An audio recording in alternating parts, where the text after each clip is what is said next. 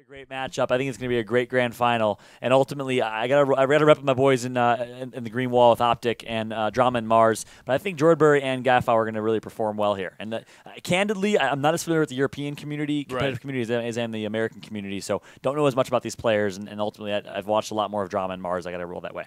I got to say, man, for myself, I predicted Jordberry and Gafow to get to the grand finals. I'm going to continue on with them. I think they're going to close it out. Of course, if you guys are interested, feel free to let us know. If you haven't done so already, get your family, get everyone in your household around the computer screen. Invite the pizza man in as well and say what a grand finals we're about to have as game number 1 of our best of 2 begins here, and it begins now in a host for the green wall as they make their way toward Paradise Palms. However, for the EU side and Jordberry and Gafow, they're going toward, just looks like toward Salty Springs, the house. A lot more aggressive, and I think we're on American servers, and they're going to go salty, a lot more aggressive. I like this call, and I think that's a misplay for OpTic already. You know, you're on your servers. We are on American servers confirmed. So you're on American servers. You're on your home turf. You got to get limbs this game because that's going to be so hard to do. Maybe they don't even know. Maybe they're not even aware. And look at this, actually, a little bit of interesting. Gafow is actually using the OpTic Gaming skin right now. So I like this from Gafow. He's going to actually try and get in the heads of OpTic by playing as their skins. Keeping in mind, producer, just let us know as it looks like the clinger nearly sticks on Jordberry's head that he is playing on 180 ping. Keep that in mind. That is absurd. I don't even want to begin to talk about how difficult this is going to be for them to try to find these eliminations, but they make it seem as if there's not a problem in the world, as the first blood is going to be in the books for Jordberry and Gafow. Of course, our qualifier team. One thing to kind of keep in mind, we've talked about storylines, how they've gotten here to this point. Jordberry and Gafow have actually qualified a different time in the past. I think we saw Gafow, I believe, in week number 1 qualify with a totally different teammate. He made his way to the semifinals. Same thing with Jordberry. He qualified last week and made it to the semifinals as well, but with a different we've squadded up, and we'll see how they do.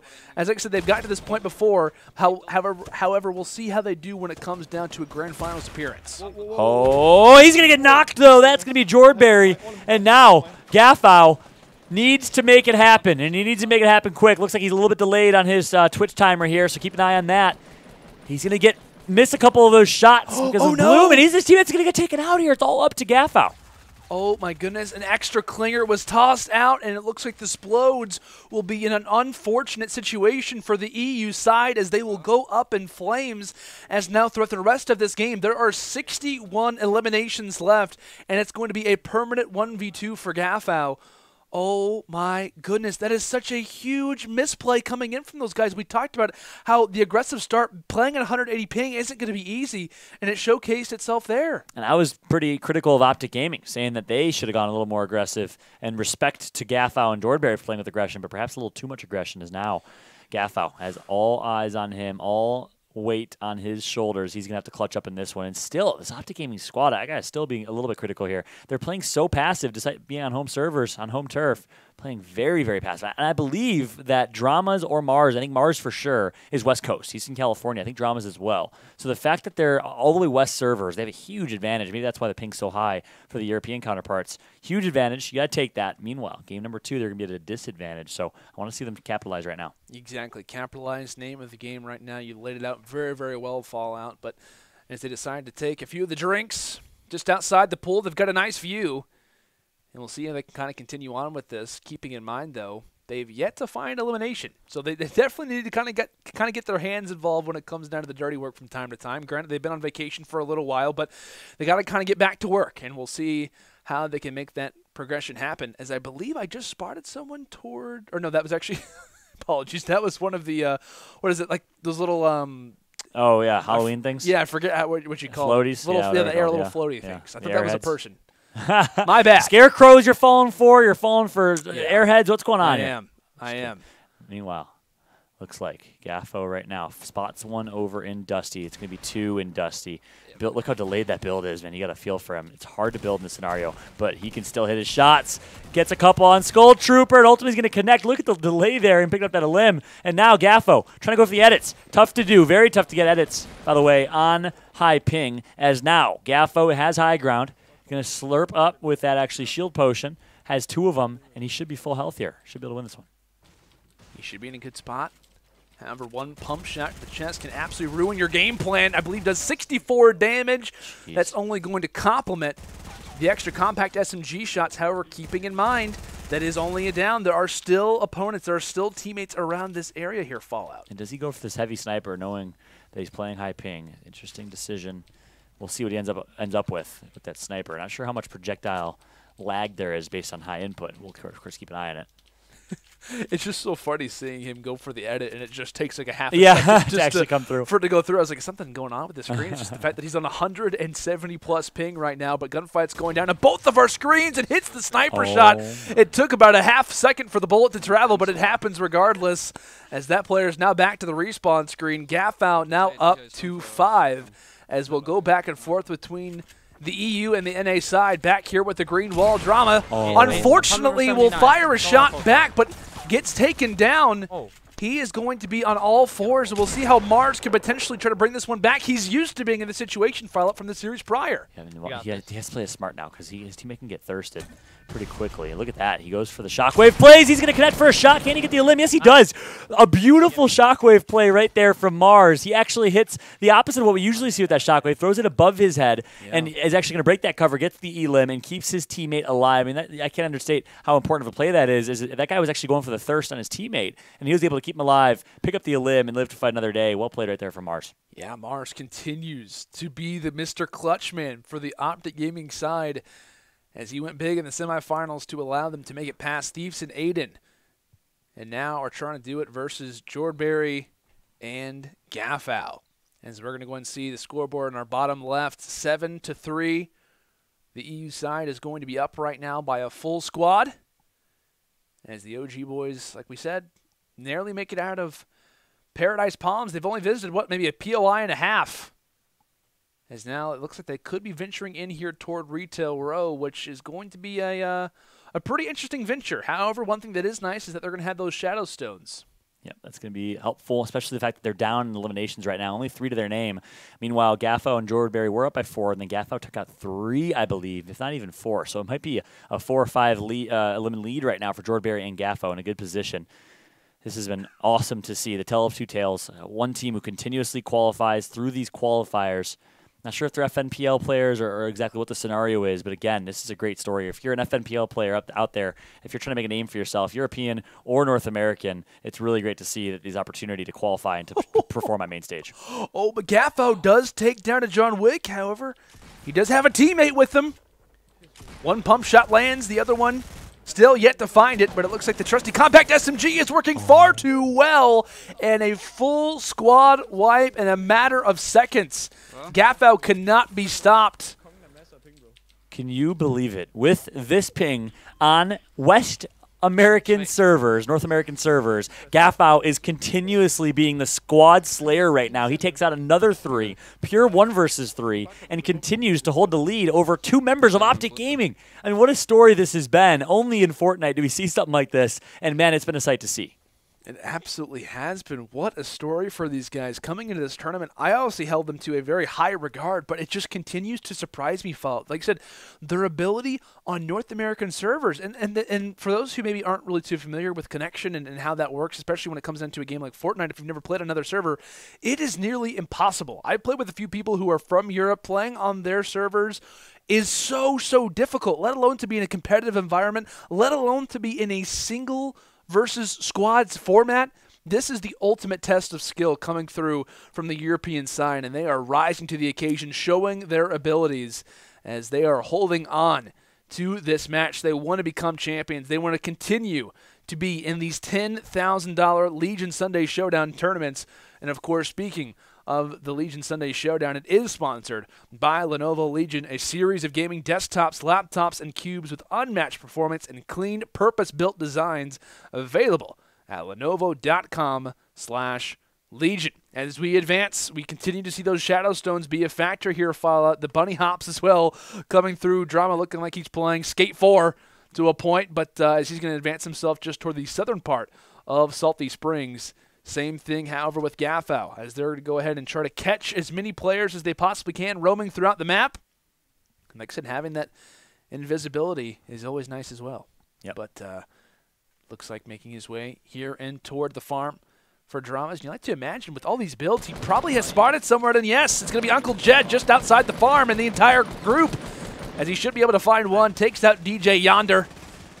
And it looks like that will be an elimination coming through from, I believe, the OG side. So nice plays coming in from those two. As the Slurp Juice, or rather the Big Pot, is going to come through.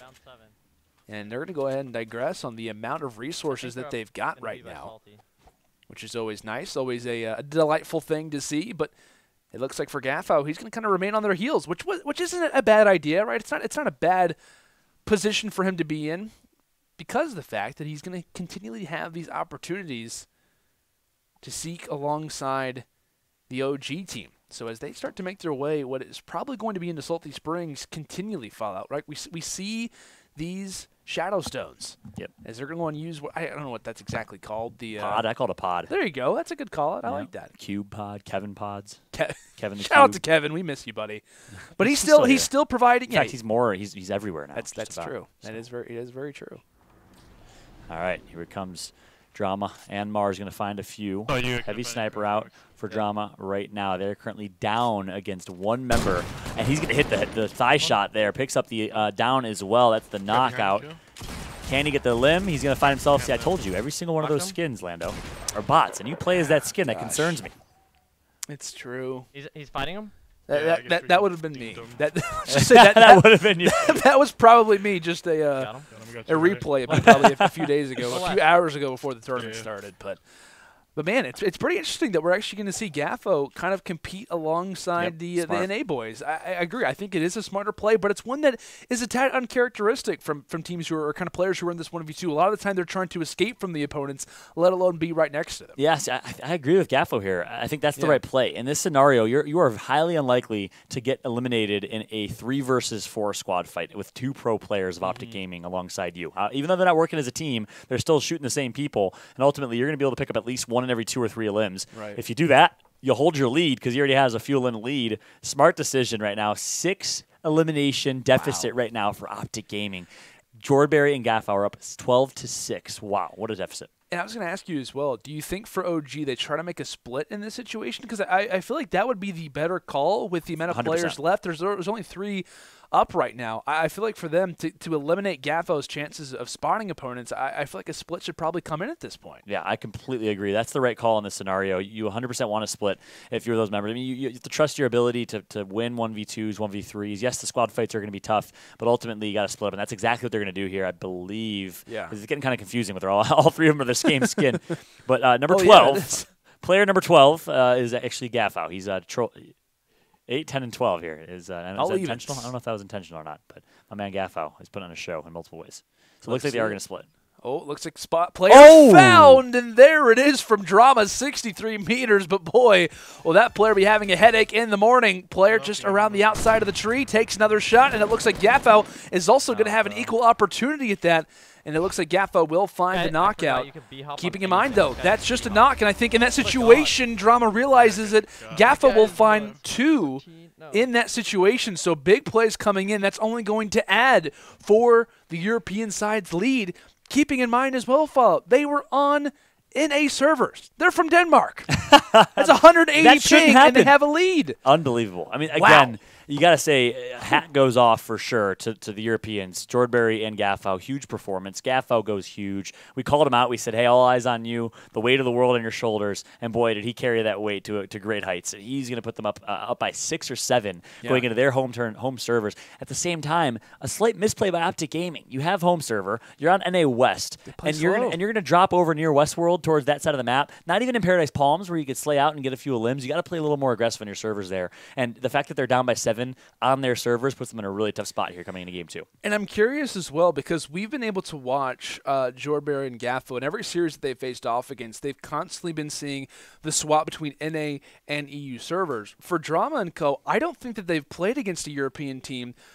I want to say, if my memory serves me correct, through all of our Legion Sunday Showdown tournaments. So I'm not sure if they're prepared for playing on European servers, how this is going to feel, the difference and the shift that it takes from your gameplay. So I don't know, man. I got to say, I'm sticking with my pick in Jordberry and Gafow, not just because of the lead, but because of the drastic difference that this is going to be for the OG boys. I'm not sure if they're ready for this. I don't know if it's what I wear, just as bad luck. I got to take I'm taking the wristband is coming off, and this is because I love you, not because I'm not supporting you. The wristband is on the table here. OpTic Gaming, I'm sorry for cursing you. Ghost Gaming, I did it earlier, but this time, this game, the boys in green, OpTic Gaming are about to go big. Look at these quick edits here from Gafow. Oh, he's like, welcome back, European servers. It feels good. He's like, my edits are taking me an extra 3 seconds now. This is wonderful. But. Exactly. And look at this. Despite being up by so many, a quick drop is going to come through here. Is that Flush Factor? No, that's going to be Snobby. They're going for a Snobby. Hot drop at Snobby, so they might find one squad there. Maybe Valhalla. It's going to be Valhalla instead. Yep, so a hot drop to Valhalla. Well, see how many players land here? It looks like they're going to have a squad, potentially, but I don't know. I feel like in a lot of our tournaments that we've seen up to this point, we're not seeing a whole lot of players go toward this location. Granted, they are in the lead, so they can, fight off these players, from time to time. But it looks like for the OG side, they're making their way toward, I believe that's kind of Greasy Grove, Salty, or excuse me, I believe that was either Greasy Grove or Shifty Shafts. They went area, Shifty. so. They love that Shifty drop. But again, we talked about earlier in the broadcast, I think Greasy's the superior drop, especially now with those Shadow Stones. You drop Greasy, you fly to those Shadow Stones, you can get a quick flank on Shifty. Whereas if you drop Shifty, even if you slay one squad out, by the time you get over to Greasy, because it takes so long to get there, one, you don't have mats, which we saw last game happen to OpTic. And two, that fight is over. You only have one squad there. I think you got to go Greasy. You got to slay out. Definitely the case. Looks like for the Europeans, they're taking down players with little to no issues. A lot of assault rifle ammo, quite a few shots in the clip, and a lot more opponents to take down. As like I said, they're on their home turf. Valhalla is where they like to reign at, as it looks like there are a few opponents behind them, keeping in mind a little bit low on resources just because this is the start of the game, and it looks like one player going to try to take the high ground advantage. Jordberry happy very close, but thankfully has that tack shoddy. Yeah, the reason Jordberry doesn't go for high ground right there is look at his nat count. So smart decision by Jordberry, recognizing his nat count. You get baited for those build fights sometimes, and if you get in those build fights, you put yourself in a bad spot. He stays low ground, he turtles up, and that ultimately is going to get him on top in this fight. Smart plays from Jordberry, some great awareness for sure. Finally, meanwhile, on the OpTic side, I believe the rotation Greasy is coming over from OpTic. But again, you wonder if it's too little too late. All these limbs should be picked up over here by Greasy. Yeah, we'll see what they can try to commit with as Marz is able to drop one off the start. And I believe the Klinger will come in to swipe off the second. Only 7 more placements of mats can be played. There's 3 right there. There's 4. There's 5. One more, and luckily his teammate's going to pick up the limb. But and hopefully they should be able to get some mats here, but they got to be quick. That's the thing, right? Like surely they take down this squad, but there was got to be another team who was around this area. Fallout. Like I feel like they really missed their opportunity. Like you make your way to Greasy Grove, but was it worth the 4 eliminations? If they would have came here earlier, that could have been maybe 2 other squads. Maybe a lot more eliminations they could have found. Exactly, and that is ultimately the same point as to why Greasy is. I think the spirit to drop in this format, especially to Shifty. In a customs format, or maybe or a scrim. I think going Shifty is a good spot. You get a lot of mats. You can get a couple of limbs early on. You can turtle up if you need to. But in this high elimination format, you have to drop in hot spots. You have to hot drop towards Greasy in those spots instead. And one thing that's interesting as well, it looks like for the Bolt side, for Jordberry, he and co are making their way towards Snobby Shores. Yeah, there is going to be a team here. I think they still have a rift, because if not, that journey would be very, very difficult. You hear the communication coming in. Easy knock.